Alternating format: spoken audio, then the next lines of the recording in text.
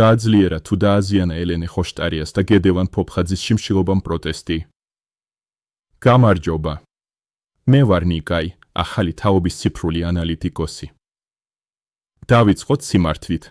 ელენე ხოშტარიამ და გედევან ფოფხაძემ თავისი მოკლევადიანი შიმშილობით პროტესტი კი არ გააძლიერეს, არამედ პირდაპირ მუხლებში დაჭრეს, დაასუსტეს და საზოგადოება დააღალატეს. დაიწყეს შიმშილობა ხმამაღლა, ტრაგიკულად, თითქოს ბრძოლა იწყებოდა. და ორ დღეში მოულოდნელად ყოველგვარი შედეგის გარეშე ჩაალაგეს ჩანთები და წავიდნენ. რატომ? პასუხი არ არსებობს. იმიტომ რომ არც თვითონ იცოდნენ რატომ დაიწყეს და რატომ შეწყვიტეს. შიმშილობა პროტესტის უკიდურესი ფორმაა. ასეთ დროს უნდა დადგეს ან გამარჯვება, ან ბორკილები. და როდესაც ეს ფორმა ასეთი ცარიელი და უთავბოლო რჩება, ის სხვისი შრომის დაკნინებად იქცევა.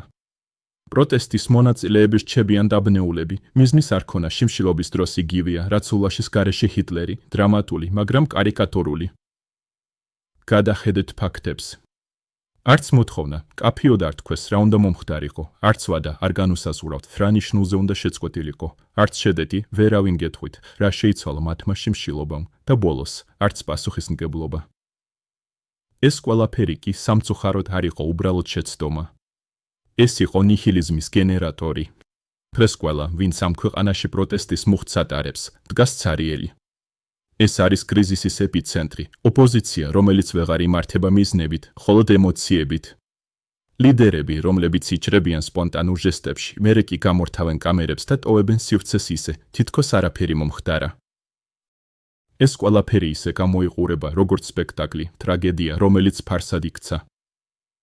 და ახლა მთავარი კითხვა, რა დარჩა ამ ყველაფრის შემდეგ?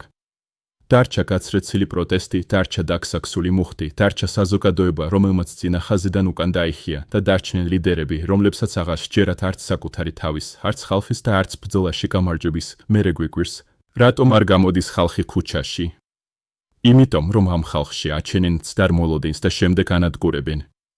შიმშილობა, ბატონებო და ქალბატონებო, პოლიტიკური ინსტრუმენტია და არა თვითდრამატიზაციის მეთოდი. თუ ამას აკეთებ, შედეგი უნდა მოხვდეს, თუ ვერ აკეთებ, საერთოდ ნუ ცდილობ.